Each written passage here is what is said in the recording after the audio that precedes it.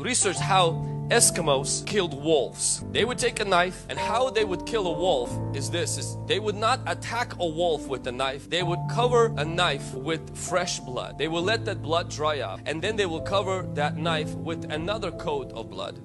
Let that blood dry up until they would cover this knife about 5 times with a fresh coat of blood, and it would dry up.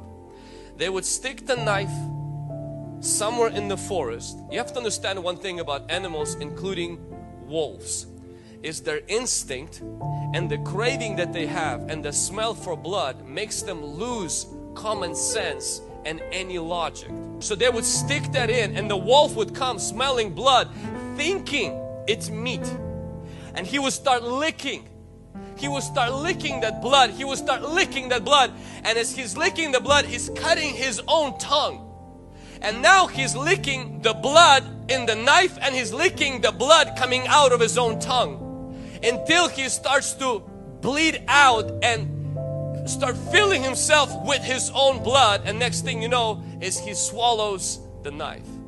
And then they come back and pretty much take the wolf, and he's already dead. That's exactly what devil does with us.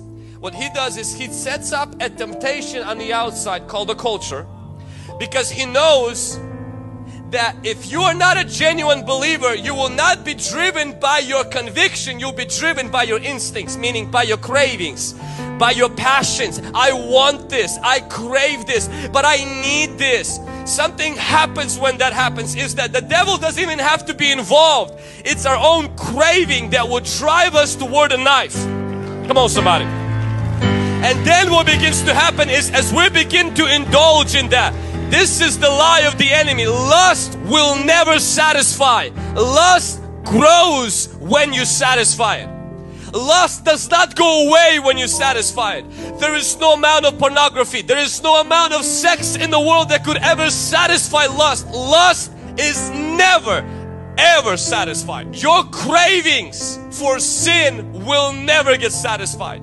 There's no amount of drugs, there's no amount of parties, there's no amount of booze, there's no amount of illicit, illegal, forbidden things that will ever satisfy. It's a bottomless pit.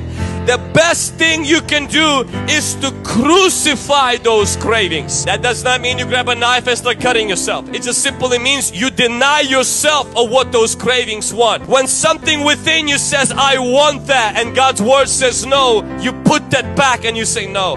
I want to tell you something. The difference between an animal and you is this.